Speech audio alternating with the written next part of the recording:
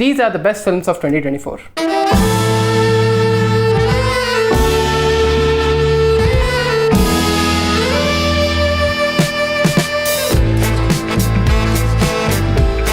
This year was very notable because there were a lot of great and huge Malayalam hits. I think we also had ginormous pan-Indian hits this year. Pushpa 2. A lot of our list this year is a lot of just indie movies. It is always very nice to see. And as usual, there are movies that we couldn't just watch because of either time or because they weren't available on OTT at this point. I know that there are some very big, obvious ones we have missed. So... One honourable mention that I have is Captain Miller by Arun Matheswaran. I still really like it. I still really enjoyed it. I agree with the criticisms it had, but it's still like an overall very, very well done, great gritty action flick. My second honourable mention, very contentious I'm guessing, is Kishkinda Kanda. Damn. It's a good thriller. Definitely content. It's a good thriller. It's very well done. I don't think it appealed to me as much as it did everyone else. That's all? I didn't see as much. Loser. As usual, I saw too many guys. Since he said Kishkinda Kandam just to spite him, Kottu Kali. Wow. Starting it off. I think I really liked what the film was trying to say. I really liked how quiet it was. My second honorable mention, Kalki by Nagashwin. This is the first great sci-fi attempt from India which mixed mythology and like cool sci-fi. My third honorable mention, Sector 36 by Aditya Nimbalkar. This is a great thriller which works as a social commentary on the current times, and it has a great Vikrant Massey performance. My fourth honorable mention, Tillu Square by Malik Ram. If you want more of my thoughts, you can check it out here. This is one of the funniest movies from Telugu this year. I can keep watching this character do crazy shit in the next part as well. My last honorable mention is Paradise by Prasanna Vittanage. This is a very simple thriller which again talks a lot about society. It is just testament to Malayalam cinema where they just have great writers all across, that even a simple story is so well written that it is hard to say any flaws with this movie. It's just so nice and neat. Now we can get into the actual list. Starting on the list, at number 15, Saripoda Sanivaram, directed by Vivek Atreya. It is a typical masala movie, except that it has an unusually well written and well detailed script. The plotting of this movie is immaculate. It is extremely funny, extremely entertaining, and very well done. And S.J. Surya is given a character where he can really shine. Very, very fun. My number 15 is Chamkila by Imtiaz Ali. I've seen Rockstar this year, and it's the most overhyped. I shouldn't say piece of shit. I'm gonna leave this taken.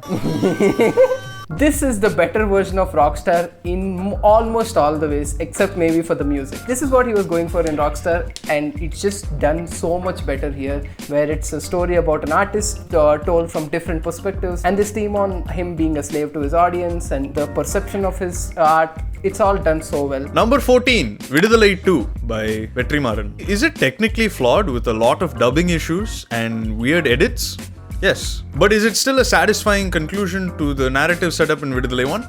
Yes. Yes, it is. Number 14, Varai by Mari Selvaraj. Mari Selvaraj is one of the great filmmakers working currently, and his take on caste and oppression is as poignant as usual. This is one of the rare great child performances in India. Ponvel M and Raghu R. Number 13, Manjumal Boys by Chidambaram. Very well done, crowd-pleasing thriller with a lot of fun moments in it. It has great cinematography as well. Overall, a very fun, good thriller that rightfully earned a lot of accolades and praise. My number 13 is Sukshmadarshini by MC Jitan. It's a very funny mystery thriller that has a great musical score. It is so well done. Number 12, Sector 36 by Aditya Nimbalkar. It's an unexpectedly very well done detective noir with a show-stealing performance by Vikrant Massey, like he said. But I also really liked the really obvious and heavy-handed metaphor that it played on, that it pulled off satisfyingly well at the ending. My number 12 is Manjumal Boys by Chidambaram. Like leaving all the points he said, the way it depicted a real-life triumphant story and it mixed it with surreal imagery, it was very well done. At number 11, I have Maharaja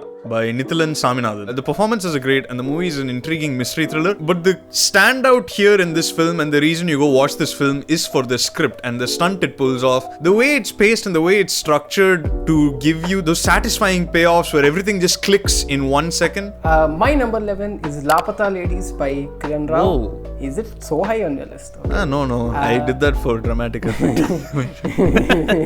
This is a feminist film that is not preachy. It actually tells its social message. It's also so funny and heartwarming. There are like emotional beats that come out of nowhere and just seem so naturally done. Okay, now we're in the top 10. Big stuff. This is the real shit. This is the real shit. The past 5 movies discarded. Garbage waste. Number 10, Merry Christmas by Sriram Raghavan. I saw this very early in the year, but it's never left my head how adorable and cute and just warm the entire picture is. It's very reminiscent of the Before trilogy, in particular Before Sunset, but where that was of 2 people connecting and bonding, this is of 2 people connecting and trying to...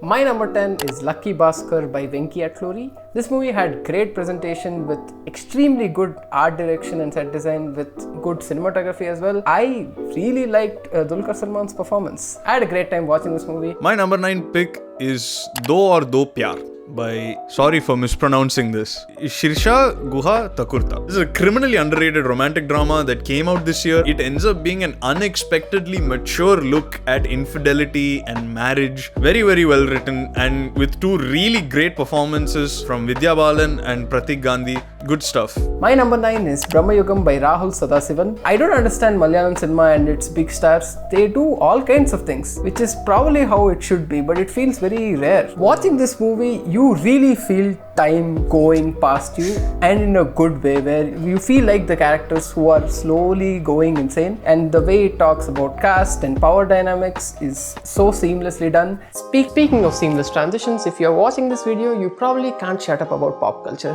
Neither can we. Which is why we are thrilled to have Redwolf as our first ever sponsor. They've got an awesome collection of pop culture inspired hoodies, t-shirts, posters and other cool merch. This Spider-Man hoodie is probably my favorite because I've been obsessed with Spider-Man all my life. I love the fit, I like how it looks on me, the back design especially looks pretty dope. What I'm trying to say is that you can look as cool as this guy. Yeah. Jokes aside, you can buy your own pop culture obsession from Redwolf, link in description. Number 8, Brahmayugam by Rahul Sadasivan. Oh wow! Yeah. I thought you will put it so high. It's not built up. It's just lying for no reason, honestly. Another big reason the movie works for me is it's really grimy and really cold, desolate atmosphere. And Mammootty's performance in this is really skin-crawling and very unfun in the best way possible, and with a great ending. My number 8 is Saripodha Sanivaram by Vivek Atreya. This was a fun movie. This is a great superhero-esque masala movie. I had a great time at the theatre. Vivek Atreya definitively proved that he also can do a mass movie and probably should be doing it with some of our bigger stars. S.J. Surya's character was so fun, so entertaining. Yeah, a lot of fun. Number 7, Lapata Ladies by Kiran Rao. It's unabashedly feminist, but it appears so warm, welcoming and inviting. It doesn't appear to have any hate in its heart. Do watch it if you haven't already. My number 7 is Premalu by Girish Shetty. If you want to know more of my thoughts, you should watch this. Yeah! You should. This video is an ad for our fucking channel. Don't forget. Apart from everything I said in the video, this is just a really well-written rom-com, which is so genuine and cute. And yeah, it's just a very basic story done so well with such great music, such nice performances, and really fun comedy as well. Number 6, Autumn by Anand Ikarshi. This is very akin to 12 Angry Men, and if this was announced as the official remake of 12 Angry Men, I would not be unhappy. It concerns 12 people in a theatre group, 11 of them who are men and who have to debate and come to an agreement over what to do over someone in their group who is accused of being a sad the female member of the group. It is not a fun watch, but it is a necessary watch, I think. It is again attacking patriarchy. It takes 11 stereotypes of men you know, and it shows the hypocrisies in their functioning when it comes to a woman who has been wronged. My number 6 is Maharaja by Nithilan Saminathan. I think this is one of the best scripts of the year. The fact that it could pull a twist just through timelines is crazy to me. Vijay Sethupathiy's character, really makes you feel the pain, feel the need for revenge, and of course it has that very fun ending. It adds to this pile. Okay, gang. Now it's a real shit. Now we're in the top 5. You think that came before everything this? else also useless. It's useless. Garbage. Again useless. Tatti. All of them. Number 5. Lover by Prabhuram Vyas. Hey! Hey, I wanted to guess that's going to be the same. Yeah, same. This is a fantastic story about a dying relationship. It's also weirdly funny if you see it from the right perspective, where the guy just doesn't get it, and it's also very scary, and it feels like a thriller at points where you're just like, oh my god, just stop it. You feel like, come on, you know it, just stop it there, you should stop it, and it just keeps going on and on and on. It is repetitive very purposefully, and yeah, it is very, very good. Number 4, Valai by Mari Selvaraj. A lot of the horrible tragedy and sadness that really impacts people and that gets people talking about this movie is obviously there, but the naturalism and how organic and free-flowing the entire first 2/3 of the movie is just so well done. It is such a joy to watch both these child actors just exist in the classroom with their own little needs and their own little world before that unexpected and horribly tragic conclusion that we end up at, which turns out really did happen, which makes this movie a little more important too. My number 4 is Do or Do Pyar by Shirisha Guha Thakurta. Adding on to things he said, this is a very nuanced and mature take on infidelity, and it has great performances by Vidya Balan and Pratik Gandhi, and even Ileana. We've always seen her as this typical commercial heroine. It was nice to see her in this kind of role. It is a movie that really meditates on the idea of you can have love for someone and still not have a relationship with them. It is deep without pretending to be deep. Number 3, Kottakali by P.S. Vinodraj. Doing a lot with very, very less. Because Kottakali's plot is simple. It is one auto ride to quote-unquote fix the adamant girl. But in this one simple auto ride, you see the movie criticize toxic masculinity and patriarchy through really subtle and unexpectedly organic ways. Suri's performance is fantastic. Annaben's performance is even better. She doesn't get to say much at all for most of the movie, and yet she still conveyed a lot of the adamance and fight she had in her. And the ending to this movie, I love. I can't really describe the ending. When you see it, it'll hit you and it'll leave you with a bunch of questions, and I think that's beautiful. Number 3, Kishkindakandam by Dinjit Ayatha. This is a fantastic mystery drama. It works both as a mystery and a drama. Wow. The drama is something that I really was into. The story of this father who has Alzheimer's and how it's affecting his pride and how it affects his son and the cyclical nature of it. And it also talks about men and their suppressed feelings, where you can spend years and years and just not have a simple conversation that could probably solve this entire film. I also love the structure of the film, where the film's entire arc is basically just done even before we see the movie. When the eventual mystery is solved, it wasn't like, that's so fun. It was a very like, that is depressing and haunting. It really impacted me, it affected me, and it is a great movie. Number 2, number 2 and number 1 are very predictably similar. Very predictably similar.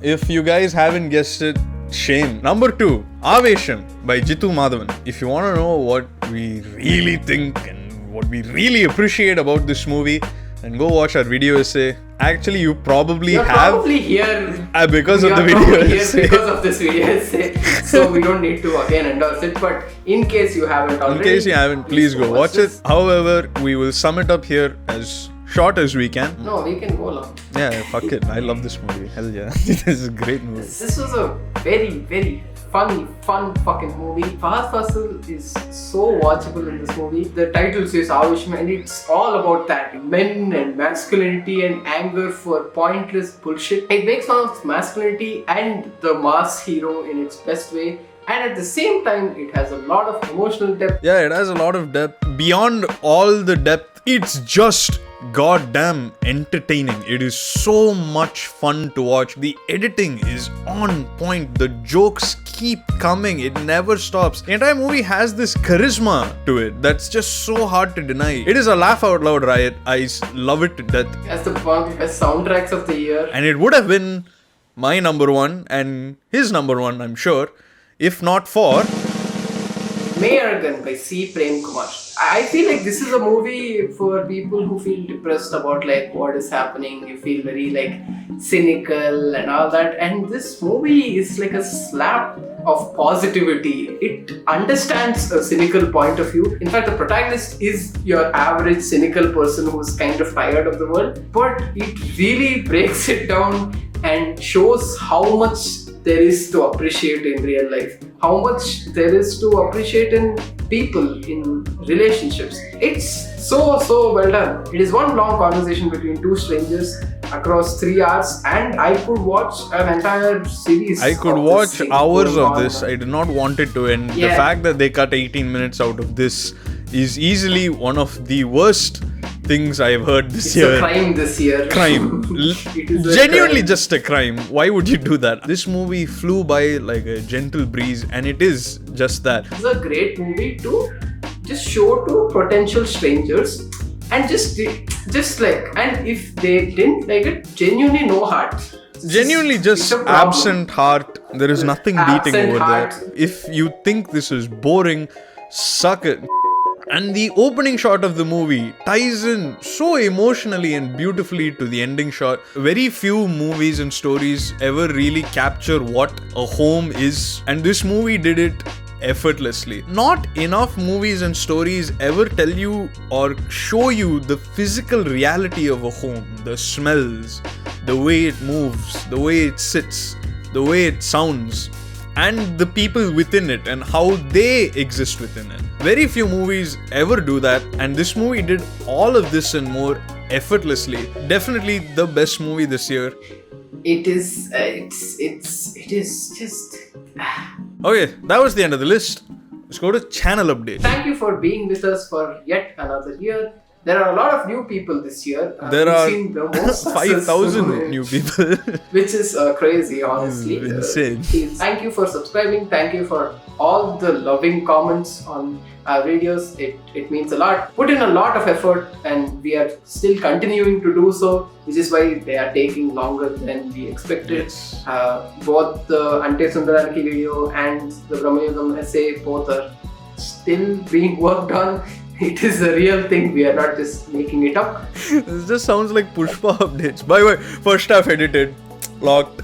Like, if you can see, even in this video, the production quality thoda update ho gaya from my side. For his side, my side is still like. Garib Vetrimaran movie. Here we Yes. have some nice fancy. I had short lists and things like that, which I never really did for any of our videos. So really pushed it. So that's why it's taking unnecessary amount of time. And it's also because we both have regular jobs now, and it is a little hard to dedicate time. The Brahmayugam essay has also been in production. I was always wondering how to make the Brahmayugam essay really stand out. I now realize keeping it in production hell is probably the best way to pay tribute to that movie. So that's why it never came out. Nonetheless, it is close to completion. It will be out next month. We thought we'd make this video first because we have to make this video every year anyway, and more than anything, who doesn't like discussing their favorite movies of the year, as cinephiles do?